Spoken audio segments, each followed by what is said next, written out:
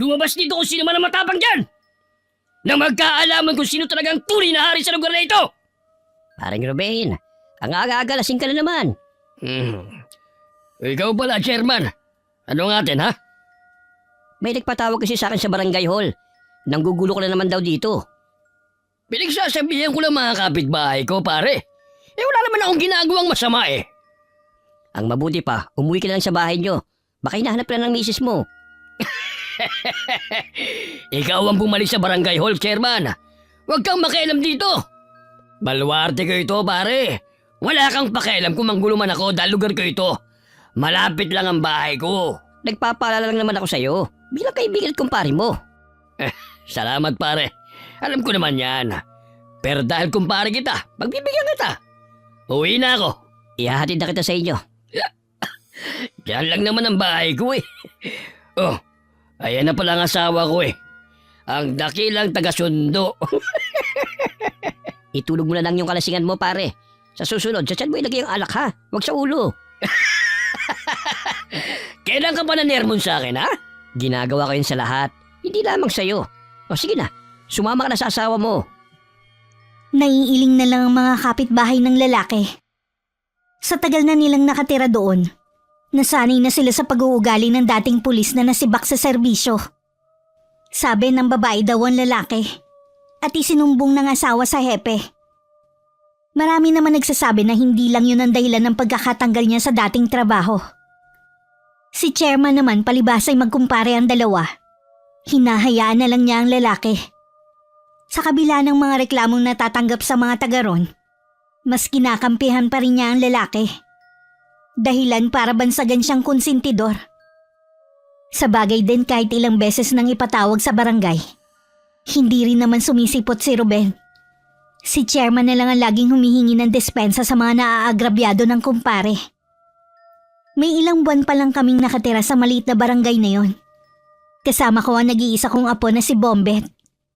Galing kami sa malayong probinsya. At dito nga sa lugar na to kami napadpad. Gamit ang kariton, nagtitinda ko ng mga tusok-tusok kung tawagin. Mabenta ang paninda lalo na sa mga estudyante. Kaya naman laging sa tapat ng eskwelahan ako nakapwesto. Lola, hindi na po ba talaga tayo babalik sa dati nating bahay? Hindi na, apo. Dito na tayo titira habang buhay. Sa susunod na pasukan, ipapa-enroll na kita para makapag-aral ka na, ha? Namimiss ko na po kasi ang mga kalaro ko eh. Pasensya ka na, apo, kung malayo ang bahay natin sa karamihan, ha? Wala ka tuloy makalaro. Di bale, kapag pumapasok ka na ulit, magkakaroon ka na ulit ng mga bagong kaibigan. Sana nga po, Lola, magpasokan na. Sige po, maglalaro lang po ako sa labas. O sige, apo. Huwag ka lang lalayo dito sa bahay, ha? Opo, Lola! Napapangiti na lang ako habang sinusundan ko ng tanaw ang apo ko. Hindi ko rin maiwasan na makaramdam ng awa dahil maaga siyang naulila sa ina. Namatay sa sunog ang anak ko nang hindi siya makalabas ng bahay namin noon. Kasalukuyan kaming nasa bayan nun ni Bombet nang mangyari yun. Pauwi na kami nang isang nagmamalasakit na kakilala ang nagsabi sa amin na wag na kaming umuwi pa dahil delikado ang mga buhay namin. Hindi ko na malaya na napakuyom na lang ang kamay ko habang inaalala ang mapait na nakaraan. Balang araw magkakaroon din ng katarungan ng pagkamatay mo, anak. Samantala, nagtatalo naman sa kanilang bahay si Ruben at ang asawa niyang si Juliet. Nakarating kasi sa babae ang ginawa na namang panggugulo ng asawa. Kahit kasi siya, iniiwasan na rin ng mga tao dahil sa asawa. Pati anak nila naaapektuhan na rin. Ang panganay nga nilang anak na may sarili ng pamilya ay ayaw nang dumalaw sa kanila. Tigilan mo nga akong babae ka. Kanina ka pa putak ng putak eh. Naririndi na ako sa'yo. Hindi ka ba talaga titigil, ha? Ikaw lang din naman ang inaalala ko eh. Paano kung makatagpo ka ng katapat, ha? Hindi mangyayari yun. Takot lang nilang kalabanin ako. Nakikita mo tong 45 ko? Ha? Hindi nila ako kaya. Ito lang ang katapat ng lalaban sa akin. Ha? Yan naman lagi ang panakot mo eh. Huwag mo sanang kalilimutan. Wala ka na sa serbisyo. Baka dahil dyan sa ipinagyayabang mong baril makulong ka. Oh, hindi na ako pulis ngayon. Dahil sa'yo. Sukot ba namang magsumbong ka sa hepe namin? E di pare-pareho tayong nawalan. Tama lang ang ginawa ko. Nagtatrabaho ka nga sa mga babae mo naman napupuntang kinikita mo. Tapos kami mga anak mo, naghihirap. Pwes, ikaw magpakakuba sa pagtatrabaho ngayon. Noon pa naman talaga, ako na ang bumubuhay sa pamilya natin. Eh yun naman pala eh. Kaya pabayaan mo na lang ako sa gusto kong gawin. Talaga bang hindi ka na marunong mahiya, ha? Hindi lang siguro makapagsalita sa'yo si chairman, pero siguradong napupuno na rin yung tao sa'yo. Bakit naman nasama sa usapan si paring Aldrin? Halos linggo-linggo na lang kasi merong reklamo sa'yo. Lagi ka nilang iniimbita, tapos hindi ka naman humaharap.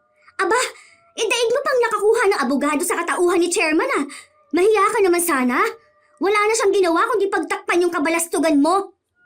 Anong silbi ng pagiging magkumpare namin kung hindi niya ako matutulungan sa maliit na kaso ko? Hindi na ako magtataka kung hindi na siya manalo sa susunod na eleksyon at dahil yun sa'yo. Tumigil ka na nga!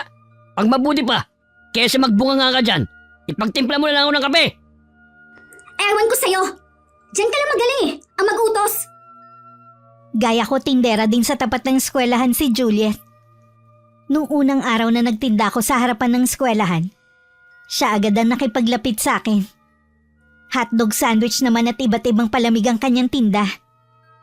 Wala akong kaalam-alam noon na ang sinasabi nilang siga sa lugar na yon ay mismo ang asawa ng babae. Araw-araw kong hinihila ang kariton na pinaglalagyan ng mga paninda ko. Si Juliet naman ay may sariling pwesto. Siya mismo ang nagsabi na doon ako pumwesto sa tabi ng tindahan niya. Nang araw na yun naabutan ko na siya sa tindahan niya. Abala na sa pag-aayos ng mga paninda. Natanghali po yata kayo ng dating Aling Belen. Oo nga Nanakit na naman kasi ang balakang ko kagabi. Kaya tinanghali ako ng gising. Kumusta naman po ang pakiramdam niyo ngayon? Ayos na naman. Tinapalan ko na ng dahon na may langis. Tapos ang bigat pa po ng food cart niyo. Hindi niyo naman po kasi pwedeng iwan dito. Baka mawala. Huwag ka mag-alala. Kasama ko naman ang apo kong si Bombet. Siya ang katulong ko sa pagtutulak nitong kariton ko. Mabuti nga po at kasama niyo si Bombet. Aling Belen, huwag niyo sanang mamasamain ang pagtatanong ko ha. Matagal ko na kasing gustong malaman kung may iba pa kayong pamilya. Dapat po kasi sa edad niyong yan, nasa bahay na lang kayo. Masyado na po kasing mabigat ang ginagawa ninyong trabaho. Wala naman kasi kung pagpipilian Ito lang ang naiisip kong paraan para mabuhay kami ng apo ko. Ang nanay naman kasi ni Bombet na nag-iisa kong anak namatay sa sunog sa probinsya namin. Iyon po ba ang dahilan kung bakit kayo napadpad dito sa lugar namin? Oo. Gusto naming makalimot ng apo ko. Kung mananatili kami doon, lagi lang namin maaalala ang nangyari. Sa bagay nga po. Pasensya na po kung inungkat ko pa ang nangyari sa inyo. Naalala niyo pa tuloy yun. Wala yun, Iha. Ilang sandali pa naging abala na kami pareho ni Juliet. Ilang minuto na lang kasi break time na ng mga estudyante. Hanggang hapon kami nagtitinda roon. Minsan kapag maagang nakakaubos ng paninda, nauuna na ako sa babae na umuwi. Habang abala ko sa aking ginagawa, pasulyap-sulyap ako sa apo ko na mag-isang naglalaro. At minsan nahuhuli kong nakatingin sa loob ng gate. Alam kong gustong-gusto na niyang pumasok muli sa eskwelahan. Konting panahon na lang naman ang paghihintay mo, apo. Malapit na rin ako makaipon ng pambili mo ng mga gamit mo. Katulad ng madalas na nangyayari, nauna na akong umuwi kay Juliet.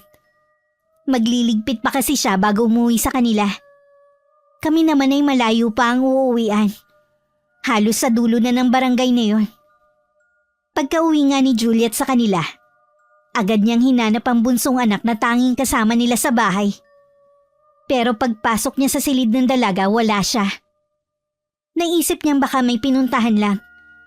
Palabas na sana siya ng silid nang may mahagip na papel sa higaan. Agad niya yung kinuha at binasa. Hindi pa man niya tapos basahin, napahagulgol na siya ng iyak. Agad namang napasugod si Ruben sa silid. Anong nangyari? Bakit ka umiiyak?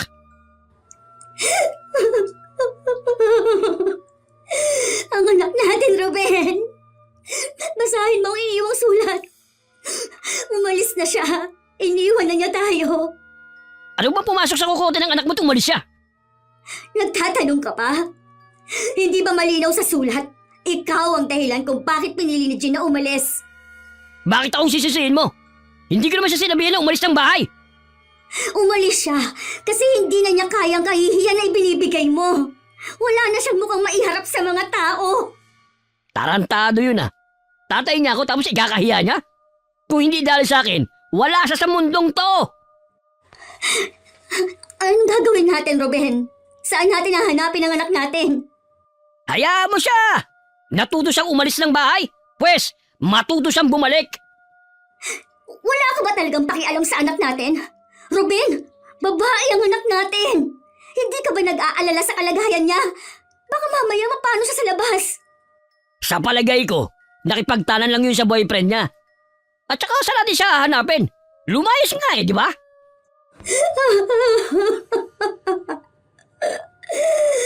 Walang dapat sisihin kundi ikaw kapag may masamang mangyari kay Jean. Oy, wag mo nga akong magsisisi ha? Kumilos ka naman! Gumawa ka ng paraan kung paano natin mahahanap ang anak natin. Oo na! Malilintikan talaga sa akin ng babaeng yun oras na malaman ko kung nasaan siya. Baka naman lalo siyang magtago kung ganyan ang paraan mo. Hayaan mo na lang ako sa diskarte ko. Ang mahalaga, maibalik natin dito ang anak natin. Kahit si Juliet ay naghanap na rin sa anak. Kung kani-kanino siya nagtanong pero walang makapagsabi kung nasan ang dalaga. Pinablatter na rin nila sa barangay hall ang anak para mapabilis ang paghahanap. Pero makalipas nga ang 2 araw, tumigil na rin sila sa paghahanap. Isang kaibigan kasi ng anak ang nagsabi kay Juliet na sumama na ang dalaga sa boyfriend nito. Nang araw na yon nagmumukmuk lang si Juliet sa bahay nila. Ilang araw na rin siyang hindi nagtitinda. Dumating naman ang asawa na inakala ni Juliet galing sa paghahanap sa anak nila. May balita ka na ba kay Jean? Galing ako sa kumpare ko. Hindi galing sa paghanap sa sutel nating anak. Uminom ka na naman ba? Bakit? Amoy alak ba ako? Saan ka nga galing? Sa bahay nga ng kumpare ko. Mas inuuna mo pa talaga ang kumpare mo kaysa hanapin si Jean. Sinabi ko naman sa'yo, wala na akong pakialam sa babaeng yun. Sino ba naman gaganang hanapin siya? Para sagot naman sa akin. Buti na nga nawala siya rito sa bahay. Wala pang sakit ng ulo. Siguro nga, masaya na si Jean kung saan man siya naroon. Pero sana man lang, nagpaalam siya sa akin. Kung sakali bang nagpaalam siya, papayagan mong umalis? At bakit hindi? Katulad ng mga kapatid niya. Alam ko na nahihirapan na rin siya dito sa bahay. Kaya papayagan ko naman siya. Mga walang utang na loob ang mga anak natin. Pagkatapos natin palakihin at pag-aralin, hindi pa naman sila nakabayad ng utang na loob. Basta na lang tayong nilayasan. Hindi naman nila tayo obligasyon na buhayin. Tayo ang may obligasyon sa kanila. Hindi pa ba sapat ang pagbuhay natin sa kanila? Wala sila sa kinilalagyan nila kung hindi dahil sa atin. Naiiling na lang si Juliet sa mga pinagsasabi ng asawa. Mabigat man sa dibdib niya, tinanggap na lang niya ang pag-alis ng anak. Para kahit papano malibang, kinabukasan ay bumalik na lamang siya sa pagtitinda niya. Maaga siyang dumating sa pwesto niya. Wala pang ganong mga estudyante ang pumapasok. Nakapag-ayos na siya ng mga paninda nang dumating kami ng apo ko. Agad ko siyang kinumusta at tinanong kung bakit ilang araw na hindi nagtinda. Nalungkot naman ako sa ibinalita niya.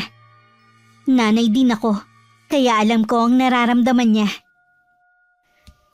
Hay, mga kabataan talaga ngayon. Masyadong padalos-dalos magdesisyon. Hindi man lang iniisip ang mga magulang na mag-aalala sa kanila. Kaya nga po, nagpunta na lang ako dito para magtinda. Parang pakiramdam ko, mababaliw lang ako sa bahay kakaisip sa kalagayan niya eh. Makakaisip din ang anak mo umuwi kapag nahirapan siya. Hindi naman po ako galit sa ginawa ng anak ko. Saan naman lang kasi, nagsabi siya. O di kaya, tinawagan niya ako kung nasaan siya ngayon. May problema ba sa bahay niyo kaya naglayas ang anak mo? Hindi po sila magkasundo ng asawa ko. Lahat po ng anak namin mas pinili na umalis na lang. Masyado bang strikto ang asawa mo? Oho, batas po ang bawat salita niya sa bahay namin. Pasensya ka na sa pangingialam ko ha. Pero sabi ko nga sa'yo, iba na ang mga kabataan ngayon. Mentras na paghigpitan ng mga yan, lalong magre-rebelde. Mas maigi pang kaibiganin sila para malaman ng mga ginagawa nila kesa na maglihim. Hindi naman po kasi nakikinig sa akin ang asawa ko Lagi na lang kami nagtatalo. Ganun ba? Pasensya ka na, iha. Wala kasi ako sa posisyon para saklawan kayong mag-asawa. Yun lang ang masasabi ko sa ngayon. Basta kapag may problema ka, handa akong makinig. Malaking tulong na po sa akin ang pakikinig niyo sa akin ngayon. Sa totoo lang po, wala talaga akong mapagsabihan ng mga problema ko kundi kayo. Maiba nga pala ako. Ano ba ang ugali ng asawa mo? Maliban sa pagiging strikto niya sa mga anak niyo. Kilala po ang asawa ko dito sa atin. Kapag nagtagal po kayo, makikilala niyo rin siya. Hiling ko lang sana, huwag mag-cruise ang landas ninyo. Sa liit ng barangay natin, malabong hindi kami magkita. Iba po talaga ang ugali niya. Mahirap ipaliwanag. Lahat ng tao dito, takot sa kanya. Sa tanda ko nang ito, marami na akong nakilalang iba't ibang tao. Kung sakali man na magkakaharap kami, hindi na ako magugulat sa ipapakita niyang ugali. Ay, naku! Napahaba na po pala ang kwentuhan natin. Malapit na po mag-break time ang mga estudyante. Nawala na nga rin sa isip ko. Mamaya na ulit tayo magkwentuhan ha. Mga paninda muna natin ang intindihin natin. Nang sumunod na sandali, abala na kami ni Juliet. Dahil ilang araw siyang hindi nakapagtinda, dinagsa ng mga bata ang tinitinda niyang hotdog sandwich.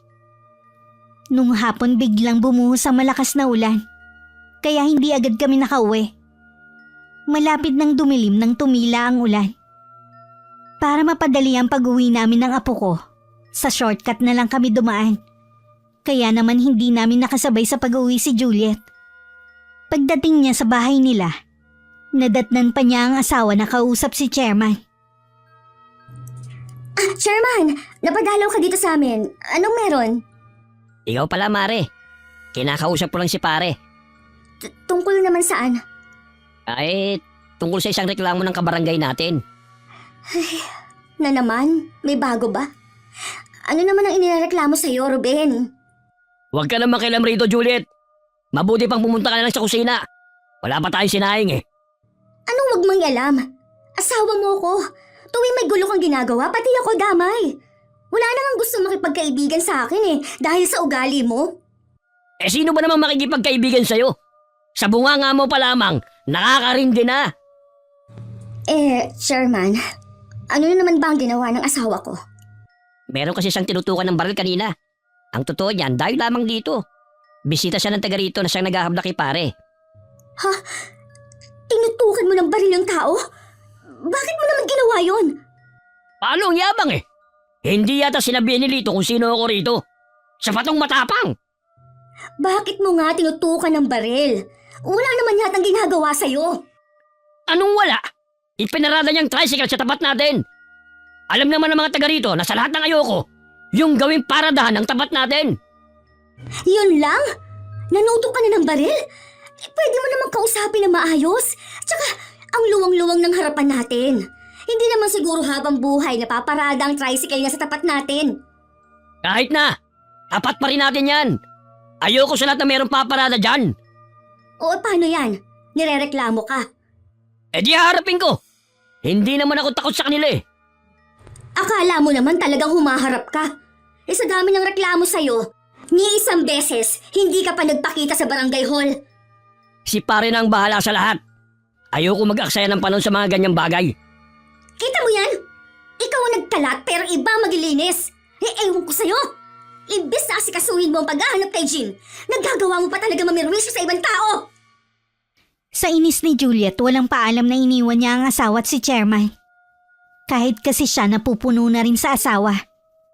Hindi rin niya maiwasang maawa sa mga pineperwisyo ng lalaki. Natatakot rin siya na baka umabot na merong mapatay ang asawa dahil sa pagiging siga nito. Kahit kay chairman nakakaramdam na rin siya ng inis. Sinisisi rin niya ang lalaki dahil sa lagi niyang pagtulong lalo tuloy yumabang ang asawa dahil alam nito na may tutulong na ayusin ang gusot niya. Kinabukasan hindi maipinta ang mukha ni Juliet. Alam kong masama ang araw niya. Lalo't tinanguan lang niya ako nang makitang parating ako. Hinayaan ko na lang muna siya. Ilang sandali pa dumating si chairman. Kilala ko na siya nang minsan pumunta ako sa barangay hall para humingi ng permit para magtinda. Bumati pa siya sa akin bago ibinaling kay Juliet ang atensyon. Anong kailangan mo, Chairman? Bibili ka ba? May dinaanan kasi ako malapit dito. Kaya naisipan ko na rin na dumaan dito sa pwesto mo. Ganun ba? Ano na bang balita sa nagrereklamo sa asawa ko? Napakiusapan ko na wag nang ituloy. Ako na lang ang humingi ng dispensa bilang namumuno sa barangay natin. Tungkulin kong mapanatili ang katahimikan sa lugar natin. Ay, sa totoo lang, Chairman, hindi ka patas sa nasasakupan mo. Dahil lang sa pagiging magkumpare ninyo ng asawa ko, binabaliwala mo ang sumbong at reklamo sa iyo ng mga kabarangay mo. Anong klase kang kapitan? Bakit pakiramdam ko mas kampi ka sa mga tao yun kaysa sa asawa mo? Dahil sumusobra na si Ruben. Dahil sa kanya, pati mga anak niya lumayo na sa amin. Hindi matagalan ang ugali niya. Pasensya ka na. Pinagsasabihan ko naman siya lagi eh. Sadya lang matigas ang ulo ng asawa mo. Lahat ng tao dito galit sa kanya. Kahit bata, babae at matanda. Kasi pinapatulan niya. Wala siyang awa. Huwag kang mag-alala. Hindi ako titigil sa pagsasabi sa kanya. Nag-aalala rin naman ako sa kanya eh. Baka mamaya makahanap nga siya ng katapat niya. Pasensya ka na, Chairman. Kung sa'yo ko naibunto ng galit ko. Patong-patong na kasi ang problema ko eh. Tapos, dinagdagan na naman niya. Naiintindihan naman kita. O paano? Maiwan na kita. Sige ha. Patay mali siya naman ako na kunwari abala ako sa pag-aayos ng paninda ko. Nasa di kalayuan naman ang apo ko. Sinulyapan ko si Juliet. Kunot ang noon niya na tila malalim ang iniisip. Hinayaan ko na lang muna siya. Kahit kasi narinig ko ang pag-uusap nila ni Chairman, ayoko naman manguna na tanungin siya. Sa narinig ko tila iba nga ang ugali ng asawa nito. Tiwala naman ako na hindi kami magpapangitan ng asawa niya. Madalas kasing sa shortcut na kami dumadaan. Makipot at mabato man ang daan doon. Mas mabilis pa rin kaming nakakauwi sa bahay namin. Pagkatapos makapagmerienda ng mga estudyante at pumasok na ulit sa loob ng gate, tsaka lang nakipag-usap sa akin si Juliet. Pasensya na po kayo, Aling Belen, kung maghapon ko kayong hindi kinausap. Ang dami ko lang po talagang iniisip. Naiintindihan naman kita, iha. Magkumpare pala si Chairman at ang asawa mo. Opo, inaanak ng asawa ko ang panganay ni Chairman. Maliban pa po doon, matagal ang kanilang pinagsamahan. Minsan talaga ang sobrang pakikisama wala ding magandang naidudulot. Sinabi niyo pa po. Matanong ko lang, wala bang trabaho ang asawa mo? Dati po siyang pulis. Natanggal po siya dahil sa ginawa ko. Inireport ko kasi sa hepe nila ang pambababae niya habang oras ng trabaho. Kaya po siya natanggal. Hindi ko naman po kasi alam na pwede pala siyang matanggal eh. Kaya din siguro hindi mo siya maiwan dahil nakukonsensya ka sa ginawa mo.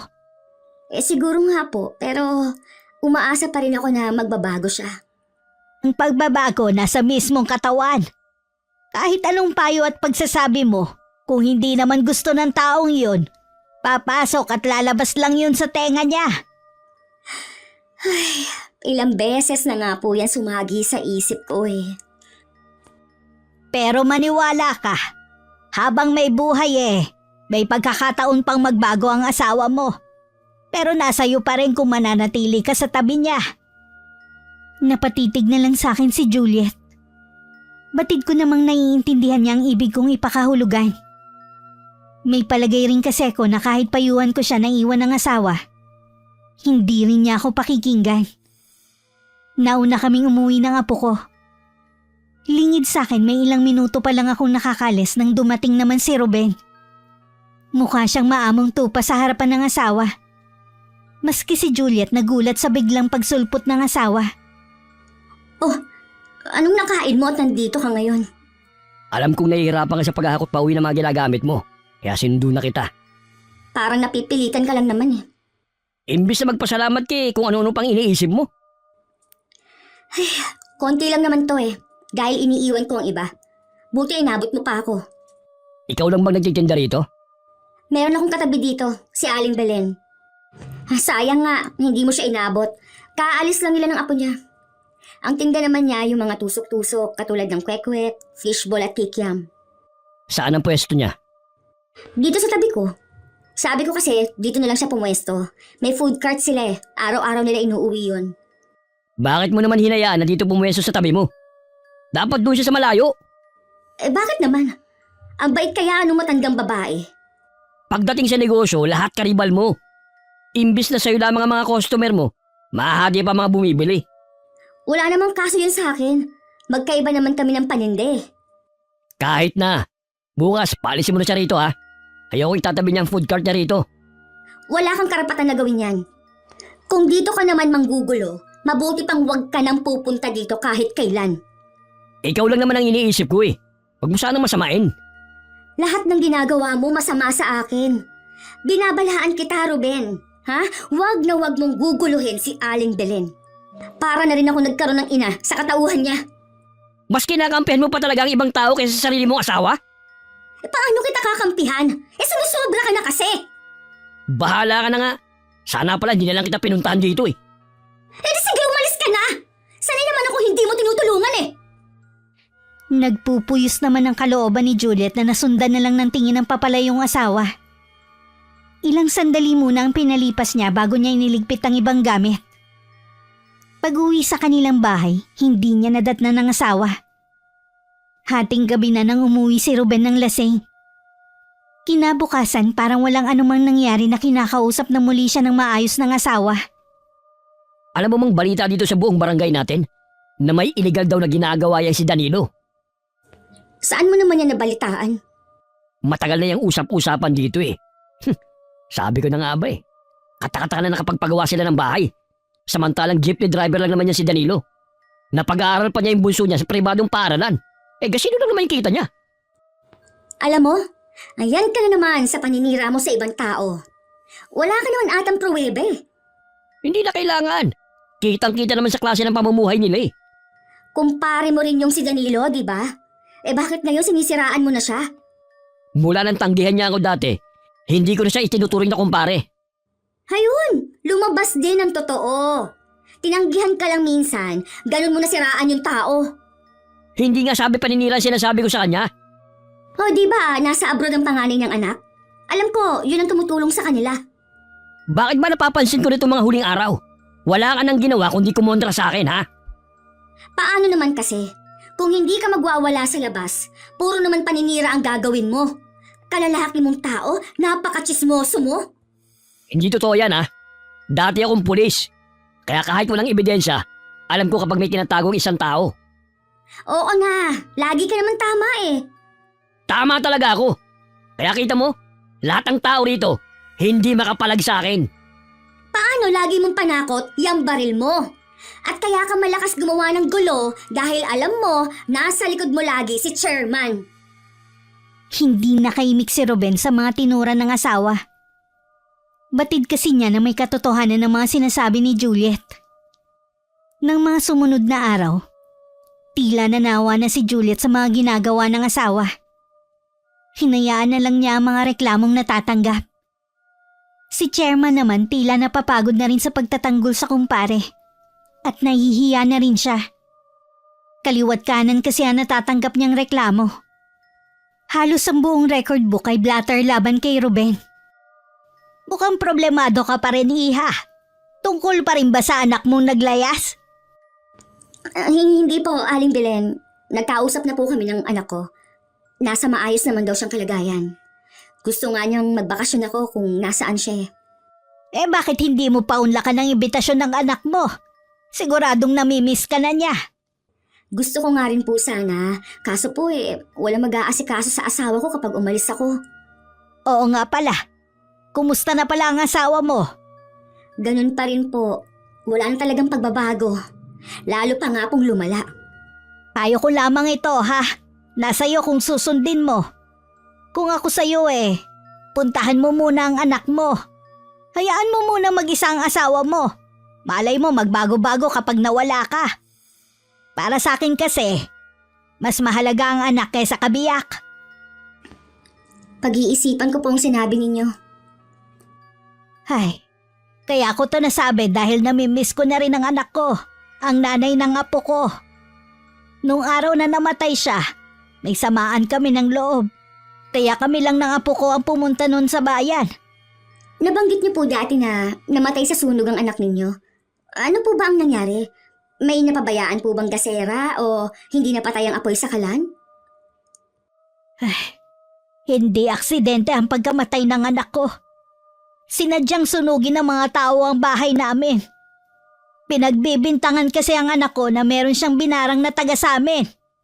Ho? Totoo po ba ang barang? Hindi totoo ang bintang nila.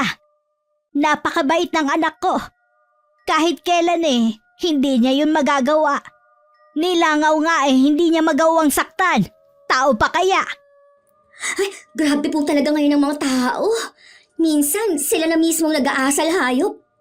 Para hindi madamay si Bombet sa galit ng mga tao sa amin, kinailangan ko siyang ilayo. Tama lang po ang ginawa ninyo. Ganon din ang gagawin ko kung sakali. Salamat, Iha. Kahit narinig mo na ang kwento ko hindi mo ko hinusgahan. Makasalanan din po ako. Wala po akong karapatan na husgahan kayo. Tsaka, nararamdaman ko po na mabuti kayong tao. Unang kita ko lang sa inyo. Dumating ang bakasyon ng eskwelahan. Nang walang pasok, hindi muna nagtinda si Juliet. Samantalang kami ng apo ko tuloy pa rin sa pagtitinda. Kailangan ko rin kasi makaipon ng pambili ng gamit ni Bombet para sa pasukan. Naging mabilis ang mga araw. Labis ako nagpapasalamat sa araw-araw na biyayang natatanggap namin. Sa kabila kasi ng payak na pamumuhay namin, hindi ako nagkukulang sa aking apo. 1 linggo na rin siyang pumapasok. Dahil maaga ang pasok niya, mas nauuna na siya sa akin. Minsan hindi ako dumaan sa shortcut. May natumba kasing puno sa daan kaya hindi makadaan ang kariton ko. Nasa tapat na ako ng isang bahay na may mataas na bakod nang may maalala ko. Naku! Nakalimutan ko yung bag na may maraming barya. Ay talaga nga naman. Inilagay ko na yun sa lamesa nakalimutan ko pa rin. Kulang rin pala ang dala kong paninda. Itinabi ko na lang muna ang kariton sa tabi. Tsaka ako nagmamadaling umuwi sa bahay. Kaaalis ko lang noon nang bigla namang lumabas ng gate si Ruben. Biglang nag-init ang ulo ng lalaki nang makita ang kariton sa tapat ng bahay niya. Nagpalingalinga pa siya. Nagbabaka sakaling makita kung sino man ang may-ari nun. Dahil walang tao sa paligid ng mga oras na yun, wala siyang napagtanungan. Walang pagdadalawang isip na itinaob niya yun. Nagkalat sa kalsada ang mga panindang tusok-tusok at galon ng mantika. Maging ang lalagyan ng mga samalamig. Hindi pa siya nakontento. Sinira pa niya ang kariton hanggang matanggal ang mga gulong nun. Inapak-apakan din niya ang mga kwek-kwek, fishball at kikiam hanggang madurog ang mga yon. Ang eksenang yun ang naabutan ko. Hindi ako makapaniwala sa ilang minuto kong pagkawala yun ang aabutan ko. Nagsipaglabasan na rin ang mga tao sa kani-kanilang bahay. Narinig ko pa ang ilan na galit na sinasaway ang lalaki sa ginagawa niya. Dahil akin nga yun. Hoy, tanda! Sa ibang mga panindang to, ha? Anong ginawa mo sa mga paninda ko? Hindi ko gustong ginagawa mong parada ng harap ng bahay ko. Pero sandali lang naman ako umalis. May binalikan lang ako sa bahay. Bakit ganito naman ang ginawa mo sa kariton ko? Wala akong pakialam sa dahilan mo, tanda. Sa susunod, hindi lamang yan ang mangyayari sa mga paninda mo. Kapag inulit mo pa ang ginawa mong pagparada sa tapat ng bahay ko. Ang sama mo! Hindi ka na naawa! Alam mo bang yan lang ang hanap buhay ko? Paano na kami ngayon ng apo ko? Sinira mo ang kariton ko! Wala akong pakialam! Hindi ko na yung problema! Basta, tandaan mo lang yung sinabi ko, ha? Kahit yung pagbumukha mo, ayoko nang makita sa tapat ng bahay ko! Sino ka para pagbawalan ako? Hindi mo pag-aari ang lugar na to! Siguro dayo ko lang dito. Hindi mo kasi ako nakikilala eh. Ipapabarangay kita! Hindi ko palalampasin ang ginawa mong to! Sa tingin mo matatakot ako, ha? Sige, ipablatter mo ako! Ang mga paninda ko! Wala kang puso! Wala kang awa! Ganyan talaga nangyayari sa mga katulad mong hindi marunong sumunod! Hindi pa nakontento ang lalaki. Muli niyang binalikan ng mga nasira kong paninda. Pinagsisipa pa niya yun. Inaawat ko na siya sa ginagawa niya pero itinulak lang niya ako. Natumba naman ako sa simento. At kumayod pa ang siko na dahilan para masugatan ako. May lumapit naman sa aking matabang ale. Itinayo niya ako at sinabing ganun talaga ang lalaki. Dahil desidido akong ireklamo siya sa ginawa niya. Agad na akong tumuloy sa barangay hall para magsampa ng reklamo. Ngunit nadismaya lang ako sa naging takbo ng pag-uusap namin ni Chairman. Pasensya na po kayo, Lola, sa nangyari. Iiwasan nyo na lamang po si Ruben. Huwag na po kayong dadaan sa tapat ng bahay niya. Anong klaseng tugon yan? Naturingan pa kayong kapitan sa lugar na to pero tila meron kayong kinikilingan. Wala po akong kinikilingan, Lola. Kilala ko lamang po kasi si Ruben. Kahit ilang beses po yung ipatawag, hindi yun pupunta rito. Mag-aaksay lang kayo ng oras nyo. Ibig sabihin wala na kayong gagawing aksyon sa ginawa ng lalaking yon. Magbibigay na lamang po kami ng financial support habang di pa naayos ang food cart nyo. Hindi yan ang kailangan ko! Hustisya ang hinihingi ko kaya ako nandito ngayon! Pasensya na po kayo, Lola. Ako na lamang pong humihingi ng dispensa sa ginawa ni Ruben. Titiyakin ko pong hindi na maulit ang nangyari. Ako ang naagrabyado dito, pero tila ang lalaki pa na yun ang ipinagtatakpan ninyo. Hindi naman po sa ganoon. Ito lang po ang magagawa namin para matulungan kayo. Dahil ba sa dayo lang ako dito, kaya wala akong karapatang magreklamo? Hindi naman sa ganoon, Lola. Tama na! Ayoko nang marinig pa ang iba mo pang sasabihin. Sapat na ang mga narinig ko. Habang palayo ako sa barangay hall, matinding galit ang nararamdaman ko ng mga oras na yun. Sa likod ng isipan ko, isinusumpa ko na si Ruben. Nangako ko na gaganti sa ginawa niya sa kariton ko. Sa tagal ko na nabubuhay sa mundong ito, nun lang meron nagpasama ng loob ko. Kailanman hindi ko mapapatawad.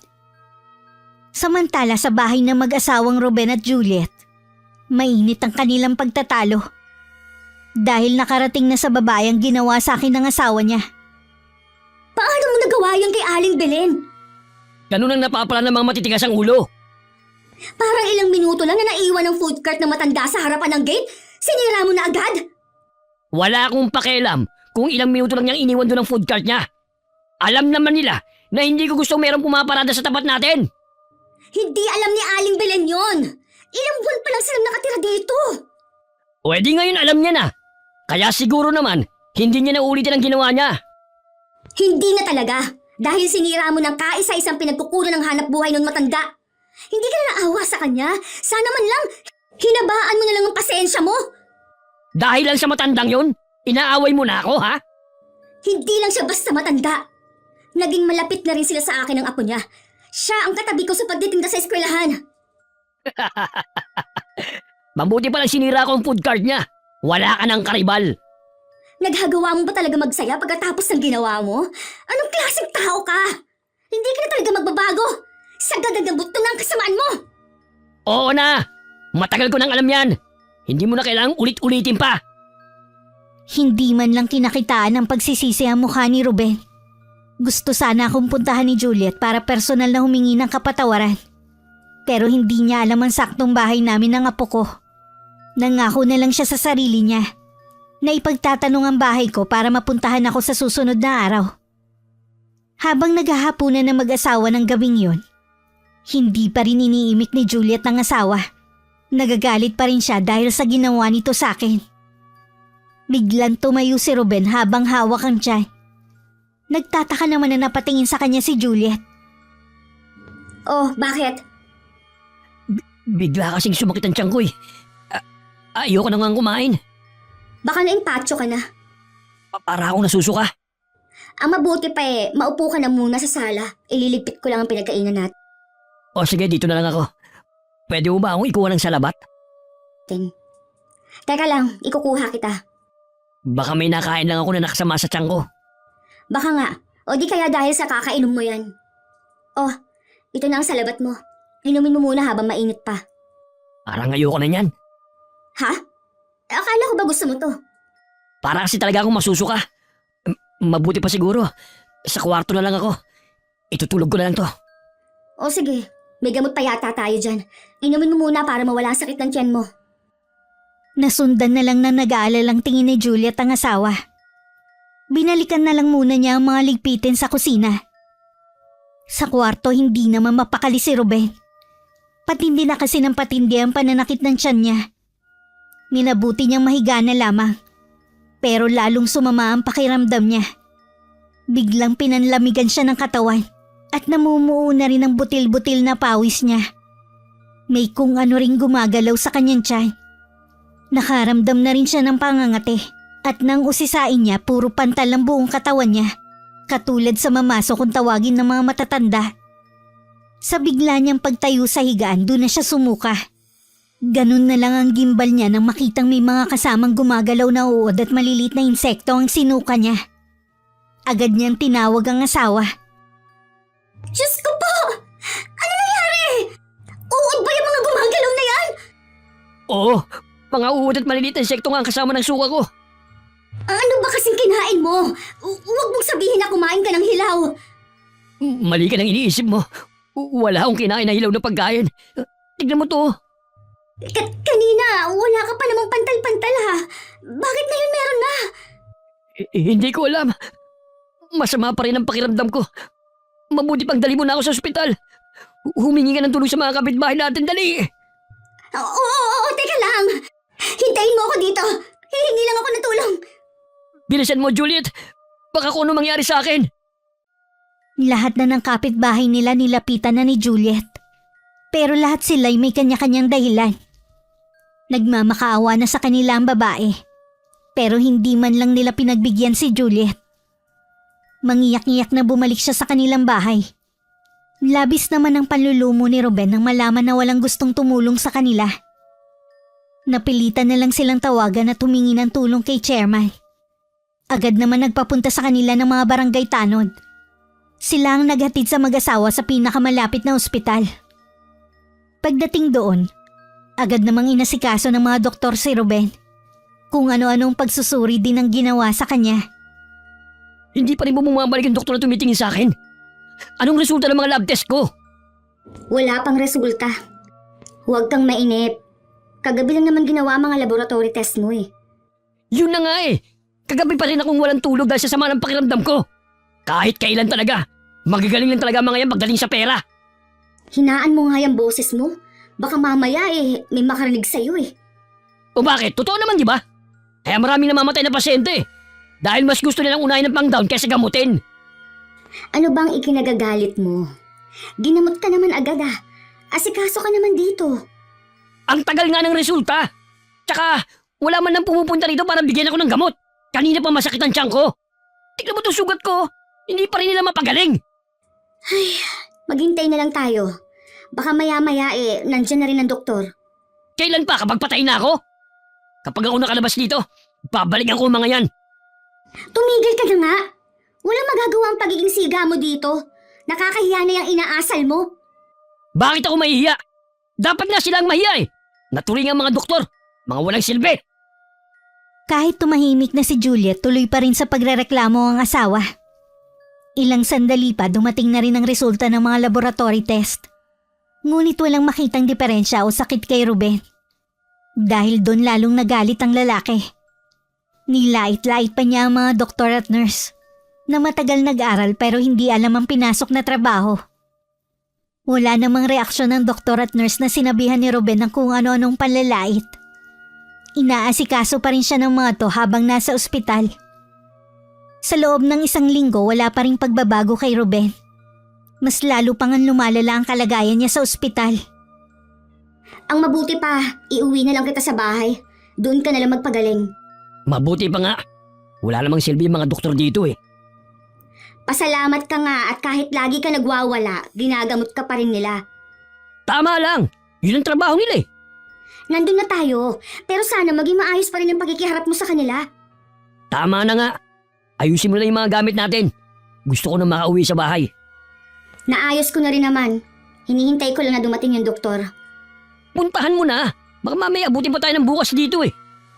Pinuntahan ko na kanina. Ayaw ko naman na pati sa akin eh. Makulitan sila. Kumikirot na naman ang tiyan ko. Pakiramdam ko. Ang dami niyang laman sa loob. Ano nga kayang sakit ang dumapo sa'yo? Bakit hindi makita sa test? Hindi ko alam. Baka kailangan sa espesyalista ako magpatingin. Siya nga pala. Malapit na maubos ang ipon natin. Ano? Paano mauubos yun? Gastusin pa lang dito sa ospital napakalaki na. Mahigit 1 linggo na rin akong hindi nakakapagtinda. Hindi rin nagpapadala ang mga anak mo kahit hiningan ko na sila ng tulong. Wala talagang kwenta ang mga anak natin. Unawain na lang natin. Baka mga gipit din sila. Ang sabihin mo, mga walang utang na loob. Alam mong mababait ang mga anak natin. Sadyang napuno na lang sila sa'yo. Kahit anong sama ko bilang ama, wala silang karapatan na talikuran tayo. Pasalamat nga sila eh. Nabuhay sila sa mundong to. Tama na nga usapan ito. Napapansin ko kasi lalong sumasakit ang tiyan mo kapag nagagalit ka.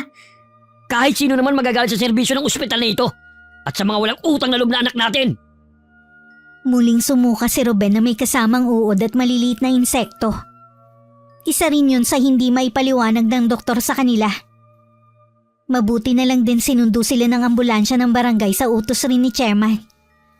Akala ni Juliet bubuti na ang lagay ng asawa kapag naiuwi sa kanilang bahay. Ngunit sa kasamaang palad, lalong lumala ang kalagayan ng asawa. Lalong lumaki ang mga bukol ni Ruben sa katawan. Nagnanana na rin yun at may masangsang na amoy na lumalabas. Kahit si Juliet nakakaramdam na rin ng pandidiri. Madalas din sumigaw sa matinding sakit ang asawa at minsan pa nga umuungol. Kahit walang nagrereklamo, alam niyang nakakaistorbo na sila lalo't sa hating gabi kung kailan tulog na ang lahat ng tao. Imbis din na makakuha ng simpatsya si Juliet sa mga kapitbahay nila, tila natutuwa pa sila sa sinapit ng asawa. Narinig pa niya na karma na raw ang nangyayari kay Ruben dahil sa ugali. Nasasaktan man sa mga naririnig, mas pinili na lang ni Juliet na itikom ang bibig kesa makipagtalo. Bakit hindi ka lumalapit sa akin? Huwag mong sabihin nandidiri ka. Hindi naman sa ganun. Huwag ka na magkaila pa.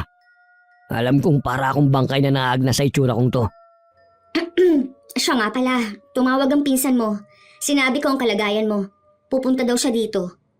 Bakit kailangan mo pang ipaalam sa kanilang kalagayan ko? Wala kasing gustong tumulong sa atin ng mga kapitbahay eh. Parang natutuwa pa sila sa nangyari sa'yo. Naniniwala sila na karma mo na yan dahil sa ugali mo. Humanda sila sa akin oras na gumaling ako. Babalikan ko ang mga taong nagsabi niyan. Huwag mo munang isipin na makapaghigante. Ang unahin natin kung paano ka gagaling. Nagtanong na rin ako sa mga kamag-anak mo kung may kilala ba silang manggagamot. Kailangan ko magaling na doktor. Wala na tayong pera pang pagamot mo. Kaya nga humingi na ako ng tulong sa mga kamag-anak mo eh. Puntahan mo si Chairman. Tiyak na tutulungan ako nun. Siya nga ang una kong nilapitan. Wala na raw siyang maitutulong sa atin. Marami na rin daw kasi ang nagagalit sa kanya dahil sa pagtatanggol sa'yo. Ano? Sinabi niya yun? Akala ko pa naman tunay siyang kaibigan. Tatalikuran din naman pala niya ako.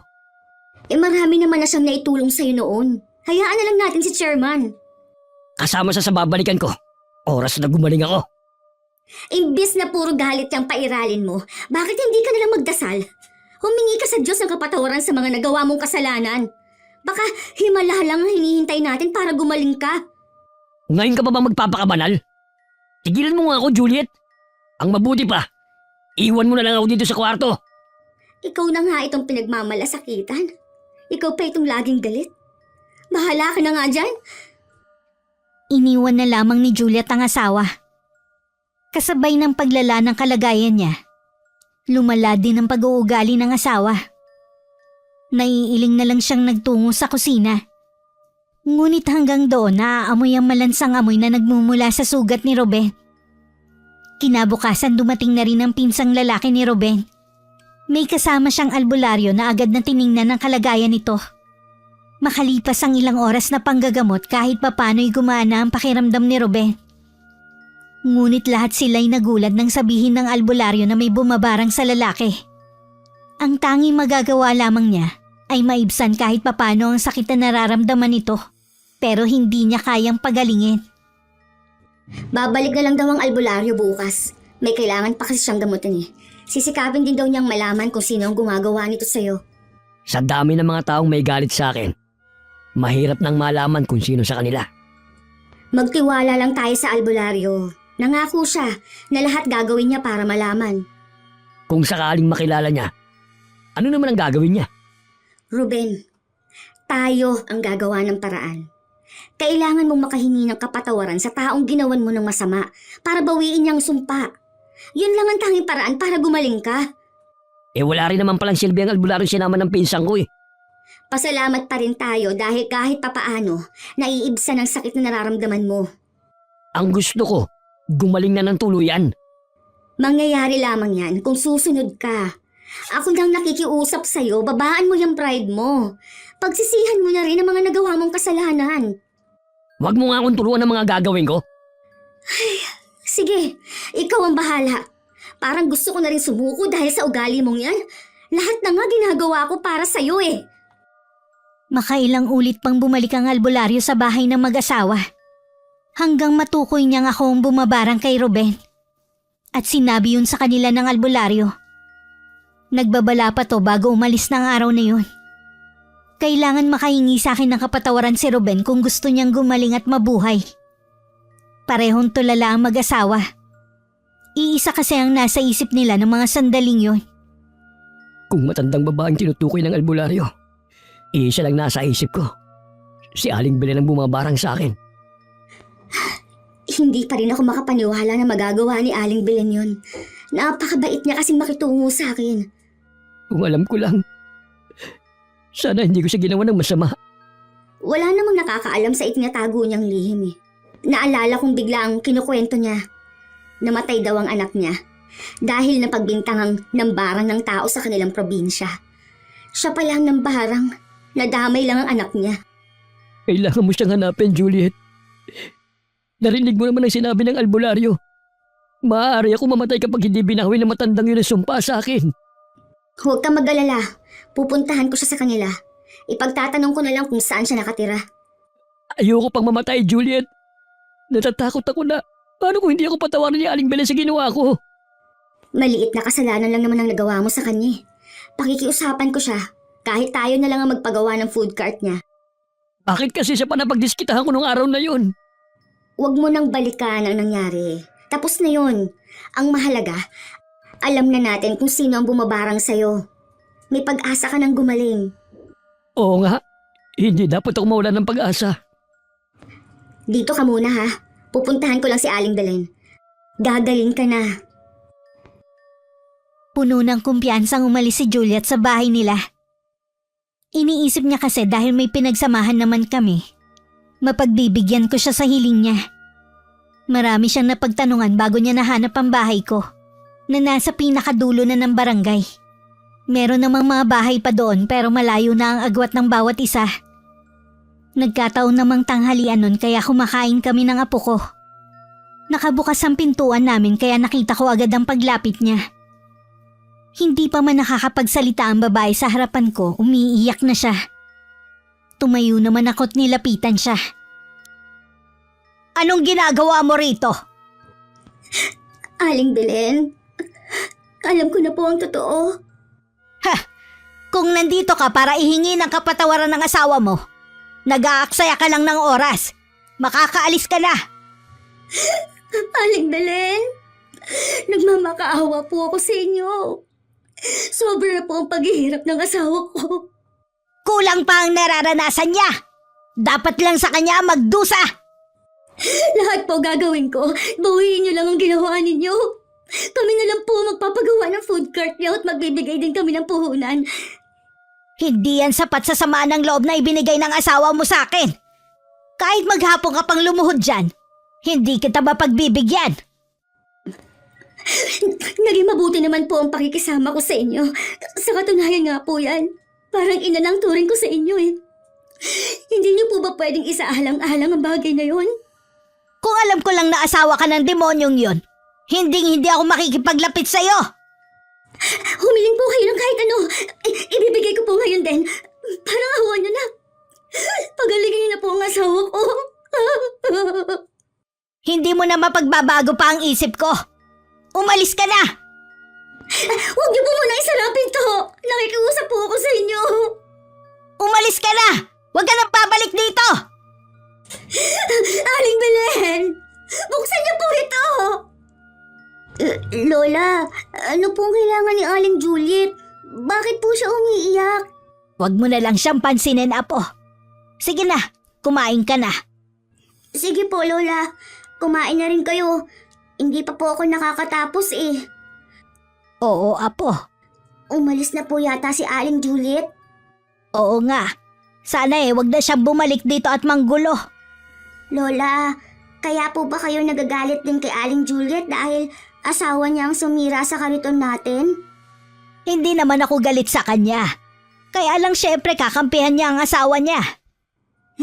Alam ko naman na balang araw, mapapatawad niyo rin po sila. Ganun po kayo kabait. Sige na, ubusin mo na yung pagkain mo. Iinom ka pa ng gamot mo sa lagnat. Tuluyan na ako nawalan ng ganang kumain dahil sa pagdating ni Juliet sa bahay namin. Hindi rin mawala ang pag-aalala ko sa aking apo. Dahil ilang araw na siyang may sakit at hindi nakakapasok sa eskwelahan. Mabuti na lang may libreng gamot na ibinibigay sa health center. Yun ang pinapainom ko sa kanya. Nung gabi habang mahimbing na natutulog si Bombet, muli akong humarap sa altar kung saan isinagawa ang orasyon ko para barangin si Ruben. Plano ko muling mag-orasyon para lalong tumindi ang sakit nito hanggang sa siya na mismo ang humiling sa sarili niyang kamatayan. Walang kapatawaran ang ginawa mo sa akin. Magbabayad ka sa lahat ng kasamaan mo. Isinusumpa kita. Ngayong gabi, matitikman mo ang pinakamatinding paghihirap. Dahil sa marubdob kong pagdarasal, hindi ko namamalayan na napapalakas na pala ang pagsambit ko ng mga salitang Latin. Nagising si Bombet na pupungas-pungas pa at saka lumapit sa akin. Napatigil naman ako sa aking ginagawa at hinarap muna siya. Pasensya ka na, Apo, kung nagising kita, ha? Ano pong ginagawa niyo, Lola? Bakit po kayo nasa harapan ng altar? Nagdadasal ako na sana gumaling ka na agad. Magaling na po ako, Lola. Hindi na po ako mainit. Salamat naman at makakapasok ka na. Alam kong gustong-gusto mo nang pumasok sa eskwelahan eh.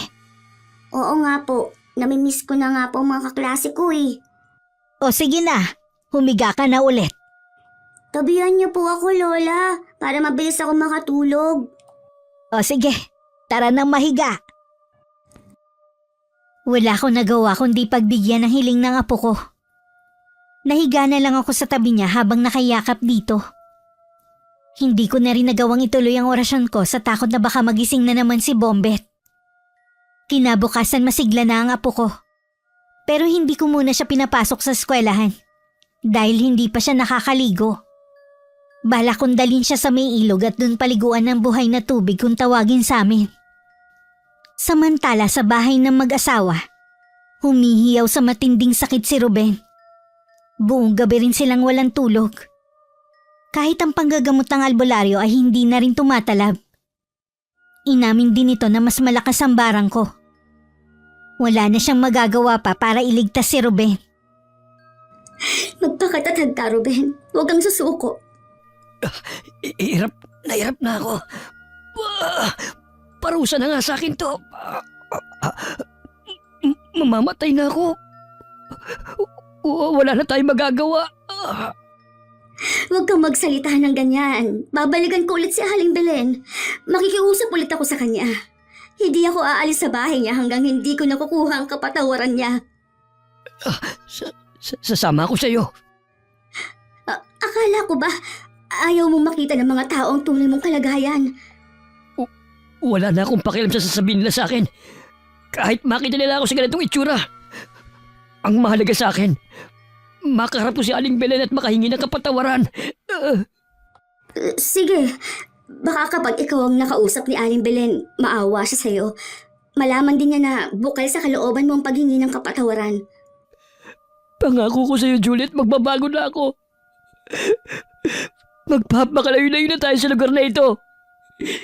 Iiwan ko ng pagiging siga ko. Ay, salamat naman at naisip mo yan. Matagal ko nang ipinagdarasal na sana magbago ka na. Patawarin mo ako. Kinailangan pang umabot sa ganito bago ko mapagtanto ang mga nagawa kong pagkakamali. Kahit hirap kumilos si Ruben, nagawa pa rin magtungo na mag-asawa sa bahay ko. Kagagaling lang namin noon ng apo ko sa ilog. Kitang-kita ang sindak sa mukha ng apo ko nang makita ang itsura ni Ruben, na nagmistulang naaagnas na buhay. Pinapasok ko muna sa loob ng bahay si Bombet. Saka ko sila hinarap. Ano ang ginagawa niyo rito? Hindi ba malinaw ang sinabi ko sa'yo, Juliet? Ako pong may gusto na pumunta rito. Maawa na po kayo sa kalagayan ng asawa ko, Aling Belen. Pinagsisisihan na po niya ang mga ginawa niya sa inyo at sa iba. Totoo po. Kaya kahit hirap akong kumilos, gusto ko nga akong mismo humingi sa inyo ng kapatawaran. Huli na para sa paghingi ng kapatawaran. Hindi mo na maibabalik ang lahat. Kahit mapalitan mo pa ang kariton ko, hindi mo na maaalis ang sama ng loob na ibinigay mo sa akin. Lumuluhod po ako sa harapan niyo. Nagmamakaawa para sa buhay ko. Nais ko pa pong mabuhay para mabago ko pa ang mga nagawa kong mali. Marami kang pagkakataon para magbago noon pero hindi mo ginawa. Ang pangyayari pong to, nagmulat sa aking mga mata. Umaasa rin po ako na bibigyan niyo pa ako ng isa pang pagkakataon. Mali ang pagpunta niyo rito. Kahit anong mangyari, hindi kita mapapatawad. Hindi ko babawiin ang sumpang ginawa ko. Nag-aaksaya lang kayo ng panahon. Nagmamakaawa po ako sa inyo, Aling Belen. Patawarin niyo na po si Ruben. Kahit maghapon pa kayong lumuhod sa harapan ko, hindi na magbabago ang pasya ko. Umalis na kayo! Natatakot na ang apo ko sa anyo mo. Baka mamaya matanim pa sa isip niya ang itsura mo. Lahat ng iyon nasaksihan ng apo ko. Sa murang edad, naisip niyang gumante ko sa ginawa ni Ruben. Walang nagawa ang mag-asawa kundi ang umuwing bigo. Ni konting awa kasi wala akong nararamdaman sa kanila. Pagpasok ko sa bahay, malungkot na nakatingin sa akin si Bombet. Hindi ko matagalan ng titig niya sa akin kaya umiwas ako. Naaawa na po ako kay Mang Ruben at Aling Juliet. Hindi po ba naging magkaibigan kayo? Bakit hindi nilang ibigay ang hinihingi nila? Apo, sa ngayon hindi mo pa maiintindihan. Pero balang araw sasabihin ko rin sa'yo. Alam ko po na ginantihan niya si Mang Ruben dahil sa ginawa niya sa paninda natin. Pero Lola, di ba sabi po ninyo masama ang gumanti sa kapwa? Bakit po ninyo ginawa? Nadala ko ng matinding galit ko, Apo, kaya ko yun nagawa. Pero hindi ako nakakaramdam ng pagsisisi. Handa akong harapin ang karmang naghihintay sa akin balang araw. Nakikiusap po ako sa inyo, Lola. Alam ko po na may natitira pa rin pong kabutihan sa puso nyo. Patawarin niyo na po si Mang Ruben.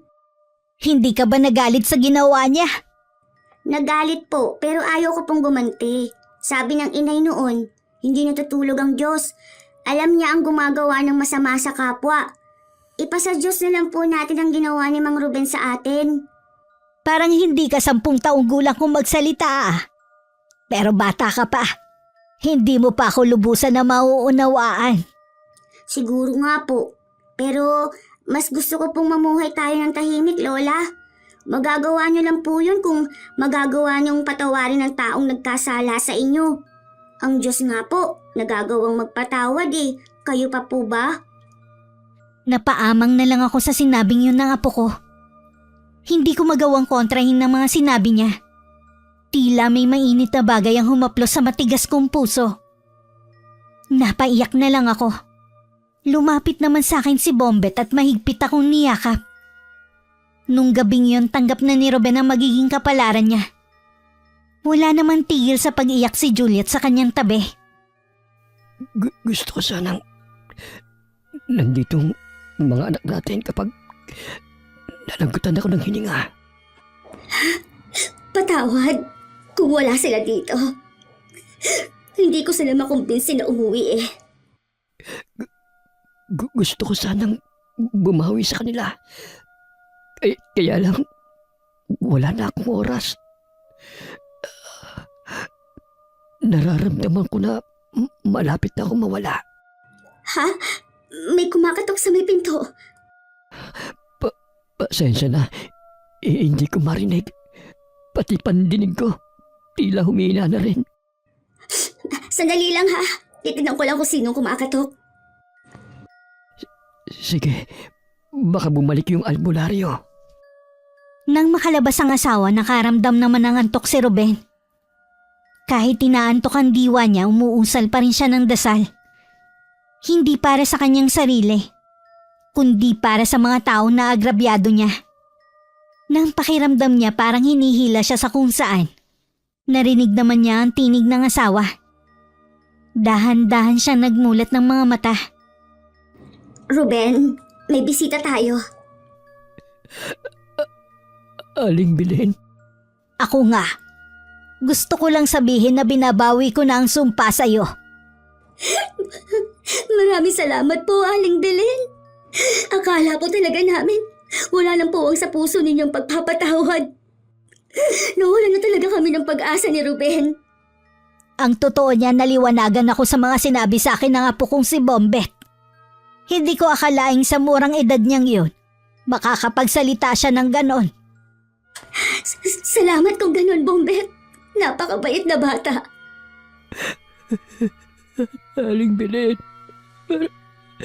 maraming salamat po sa inyo. Pangako po, aalis na kami ng pamilya ko sa lugar na ito. Magpapakalayo-layo na po kami para sa katahimikan ng mga taga rito. Alam ko kasi, habang nakikita nila ako, lagi lang nila maalala ang kasamaan ko.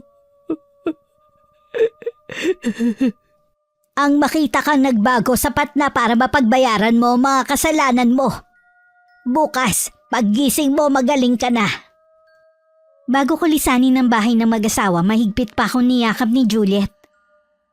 Habang naglalakad ako pa uwi sa bahay namin, napakagaan na ng pakiramdam ko. Tila sa isang iglap na wala ang batong nakadagan sa dibdib ko. Kinabukasan nga na wala na ang mga sugat sa katawan ni Ruben. Magaan na rin ang kanyang pakiramdam. Para lamang siyang nagdahilan.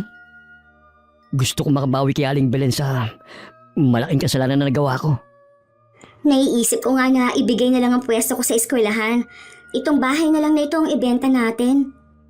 Maganda nga yung plano mo. Kapalit ang ginawa ko sa food cart niya. Natitiyak mo bang aalis na tayo agad sa lalong madaling panahon? Oo, Juliet. Gusto ko kasi maging lihim ang pagkatao ni Aling Belen. Kung mananatili tayo rito, hindi malayong may makalam na siyang bumarang sa akin. May haka-haka na nga ang mga taga rito na barang nga ang nangyari sa'yo eh. Hindi lang nila mapatotohanan. Umpisa mo na ang pag-iimpake, Juliet.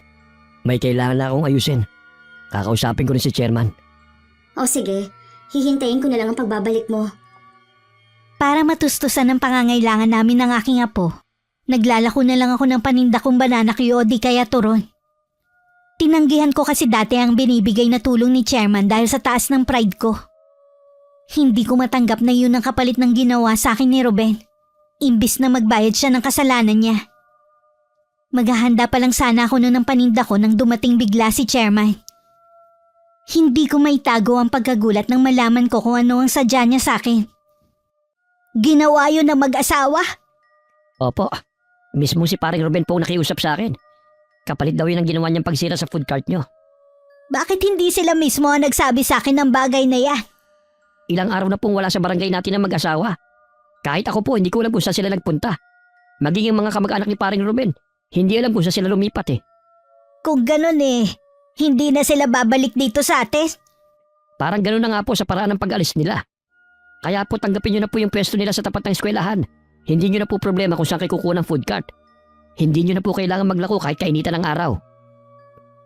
Hindi pa rin kasi kung makapaniwala na gagawin nyo ng mag-asawa. Lalo na ni Ruben. Sa tingin ko po, malaki naging epekto kay paring Ruben ang nangyari sa kanya. Baka yun po ang dahilan ng bigla niyang pagbabago. Siguro nga. O paano po? Iiwan ko na po itong mga dokumento na kayo na po ang bagong may-ari ng pwesto nila sa may eskwelahan. Sige. Tatanggapin ko to dahil alam kong bukal sa kalooban nilang ibigay to sa akin. Nang makaalis si Chairman, hindi pa rin ako makapaniwala sa hawak ko. Ang totoo niyan, sa edad kong to, nahihirapan na akong maglako. Pero pilit ko lang kinakaya alang-alang sa aking apo. Maluha-luha pang inilapit ko sa dibdib ko ang dokumentong hawak ko. Kung nasan man ngayon ang mag-asawa, gabayan niyo po sila. Kayo na pong bahalang magparating ng aking pasasalamat. Naging maayos naman ang buhay namin ni Bombet sa lugar na yon. Kalaunan din naging alaala na lang sa mga taga roon ang tungkol sa kilalang siga na si Ruben. Mula nang umalis ang mag-asawa, wala na ako naging balita sa kanila. Walang nakakaalam ni isa kung nasan sila. Bago na rin ang kapitan sa barangay na yon. Mas patas at walang kinikilingan na pamumuno. Ako naman sa kabila ng maayos na buhay, alam kong may kabayaran ng mga nagawa kong kasalanan. Handa naman akong harapin yun balang araw. Wakas,